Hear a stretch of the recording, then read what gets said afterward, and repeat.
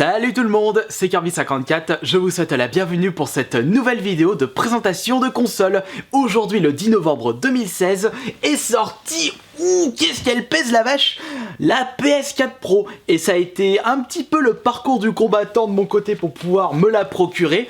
Car étant donné que je n'étais pas intéressé à la base, eh bien je n'ai pas fait de réservation pour cette console. Et donc pour pouvoir me procurer celle-ci, eh bien je devais me baser selon les stocks disponibles des magasins. Et c'était pas gagné d'avance puisque le premier magasin visité c'était Micromania.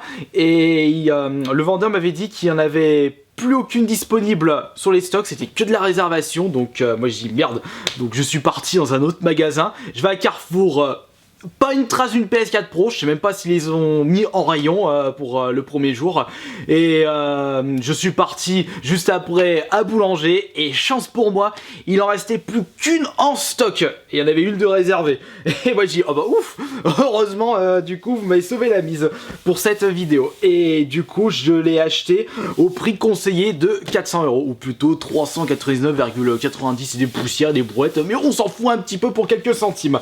Bon, il est vrai, comme je vous le disais, que pour ceux qui ont une bonne mémoire, je n'étais pas intéressé à la base par cette console, pour ceux qui se souviennent de la vidéo PS4K, pas intéressé pour l'instant, mais à un moment je me suis dit, bah c'est vrai que j'ai bien envie de pouvoir faire une comparaison PS4 Pro, pour savoir si vraiment elle vaut le coup.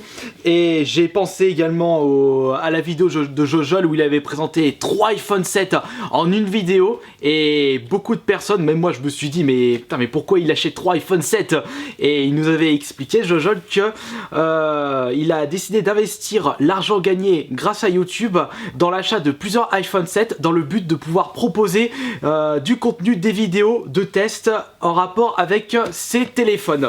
Et j'ai pensé à la même chose pour justement cette PS4 Pro. Donc j'ai utilisé mon YouTube Money pour pouvoir me procurer cette console dans le but de pouvoir vous donner l'avis le plus constructif possible sur cette PS4 Pro, si vraiment elle vaut le coup par rapport à une PS4 simple. Donc attendez-vous à avoir beaucoup de vidéos en rapport avec cette console par la suite. Alors pour aujourd'hui ce sera tout simplement un unboxing tout banal, tout simple. Donc je suis armé d'une paire de ciseaux et c'est parti pour l'ouverture de cette PS4 Pro. Alors première chose, bah, vous l'avez remarqué dès le début de la vidéo, eh bien la boîte est assez épaisse par rapport à la boîte de la PS4 simple, et du coup on peut sentir qu'elle est vachement lourde. Je sais pas si elle est aussi lourde qu'une Xbox One. Je parle pas de la S, je parle plutôt de la première Xbox One. À voir. Alors, on ouvre ceci. Ouh, ça y est, je suis comme un gosse. Oh, mais putain, j'arrive pas. Oh, vache. Mais c'est pas vrai. Hop là. J'avais pensé également à pouvoir vous proposer une vidéo où justement je vous donne les bons conseils pour pouvoir procurer une PS4 le moins cher possible, mais j'ai pas eu trop le temps de m'intéresser à ce sujet là, puisque à chaque fois qu'une console sort, c'est toujours la bataille entre les différents magasins pour pouvoir vendre leur stock à la place des concurrents, ce qui est un petit peu logique, vous allez me dire. Donc il y a certains magasins qui proposent des promotions, par exemple à l'achat d'une PS4 Pro achetée, un jeu à moitié prix, ou alors 10% de bons de réduction à valeur dans tout le magasin, ce genre de conneries. J'ai juste vu une promotion à Micromania, je crois que c'est ramener votre PS4 et votre PS4 Pro vous coûtera 200 € au lieu de 400 €. Et c'est vrai que non, moi pour l'instant j'avais pas l'intention de ramener ma PS4, et puis de toute façon Micromania n'avait pas de stock disponible en ce qui concerne la PS4 Pro. D'ailleurs quand je l'ai acheté à Boulanger, on m'avait proposé une garantie de 3 ans à 79 €, remboursement si la console est en panne, mais quand j'ai demandé la garantie constructeur qui est de 2 ans, 79 € pour un an de plus avec une garantie remboursement, ça vaut vraiment pas le coup. Il est vrai que j'avais pris la garantie pour la première PS4 parce que à la base la garantie du constructeur c'était un an quand je l'avais récupéré l'année dernière, et avec la garantie Micromania c'était 50 € mais pour 2 années supplémentaires, donc je suis passé de 1 an à 3 ans pour 50 €. Et là aussi c'était vraiment une garantie échange de suite, et ça c'était pas mal, mais vraiment la garantie boulanger je vous la recommande pas. 80 € pour une année de supplémentaire, non non non, je vous conseille pas du tout cette tactique là. Après je sais pas quelle garantie, ou plutôt quelle garantie assurance propose les autres magasins, ça c'est à voir. Alors pour commencer, nous avons bien entendu des petits prospectus, guide de mise en route, guide de sécurité, et là c'est garantie. Ah, c'est pour les garanties constructeurs justement, parce que si vous commencez à ouvrir votre console, là je pense que la garantie passe à la trappe. Alors on va ouvrir ceci maintenant. Alors viens par ici toi. Ouais, je vous proposerai plein de vidéos en comparaison avec la PS4, la PS4 Pro.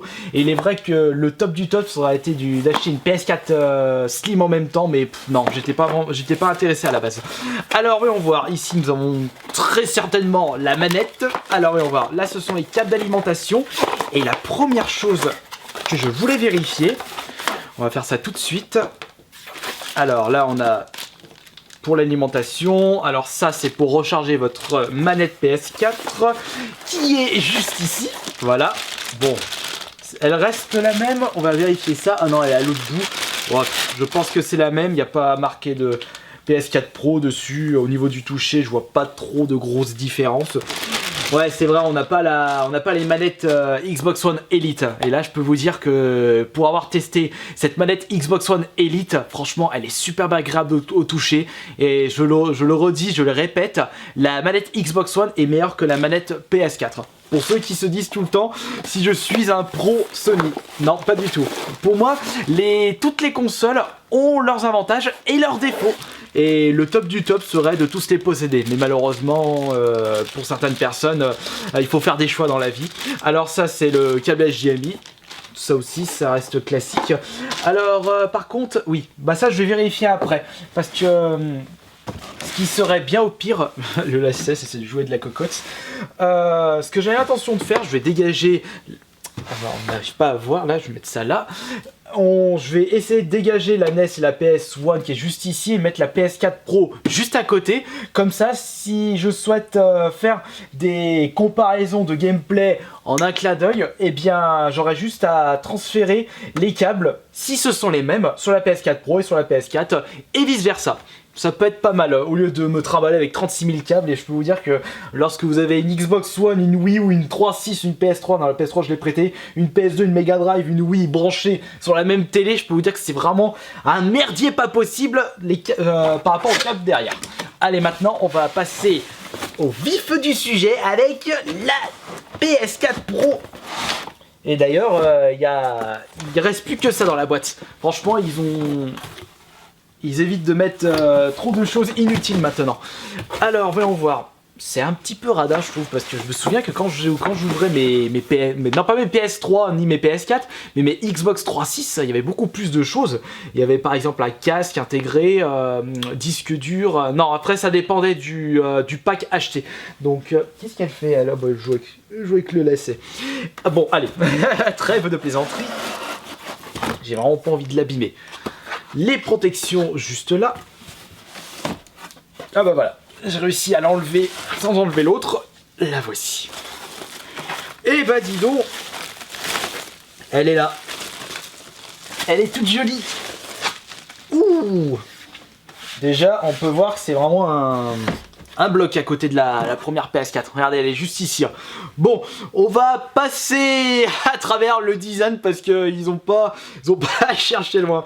Imaginons qu'ils sortent une PS4 Double Pro. On va avoir un étage de plus. Enfin, ça, c'est un gros délire que j'ai vu sur internet. On peut voir au milieu qu'ils ont mis le petit sigle PlayStation juste ici. C'est pas mal. Ça donne une petite touche d'originalité à cette PS4 Pro. Je suis en train de regarder, donc c'est ici pour l'allumer. Ouais, voilà, c'est bon. Parce que je trouve que le toucher tactile de la première PS4 n'est pas si top. Et j'ai l'impression que le truc va se bousiller dans le temps. Ou ne va plus marcher. D'ailleurs, je crois que certaines personnes l'avaient remarqué. Et c'est pour cela que quand je suis allé chez mon petit frère et qu'il avait avec sa propre PS4, ils ont vraiment mis un bouton et non un toucher tactile. Donc je pense qu'il y a eu plusieurs problèmes de ce côté-là.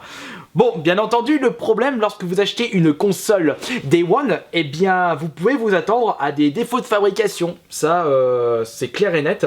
Donc c'est pour cela que j'espère que j'aurai pas cette malchance.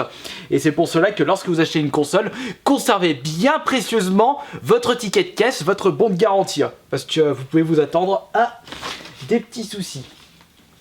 Les chats juste derrière. Donc du coup il y a que ça. J'espère que on va l'installer juste ici. Par contre je sais même pas comment je vais me démerder pour pouvoir transférer mes sauvegardes de la PS4 à la PS4 Pro. C'est quelque chose qu'il faudra que je m'y mette sérieusement. Et pourquoi pas vous proposer cette petite astuce en vidéo. Ouais, voilà, j'ai plein de vidéos à vous proposer en rapport avec cette PS4 Pro. Alors voyons voir. Ouais, ici elle sera pas mal. Regardez, juste ici, à côté de la PS4 simple. Oh, regardez, elle est également plus large, cette console. Par contre, est-ce qu'elle est plus haute? J'ai pas l'impression, mais par contre, elle est largement plus lourde. Ça, je peux vous le garantir. On va regarder si les câbles passent, mais je pense qu'il n'y aurait pas de souci de ce côté-là. Ouais, de toute façon, je vois pas pourquoi ils changeraient les câbles. Putain, mais c'est ma PS TV juste là. Elle a pris la poussière. Hop, on va regarder ça. De toute façon, je vous proposerai plusieurs vidéos en rapport avec cette PS4 Pro. Et j'espère que cette vidéo vous aura plu. Un déballage tout simple de cette PS4 Pro. Et merci beaucoup d'avoir regardé cette vidéo. Et demain non, je pense que demain je vous proposerai déjà une autre vidéo en rapport avec cette PS4 Pro. Peut-être les comparaisons en termes de menu, graphisme par rapport à la PS4 normale, en termes d'ergonomie. J'ai plein d'idées en tête. Mais ça, il faudra me laisser un petit peu le temps pour pouvoir les tester correctement et pour pouvoir vous donner un avis constructif sur cette PS4 Pro. Merci beaucoup d'avoir regardé cette vidéo, je vous dis à la prochaine.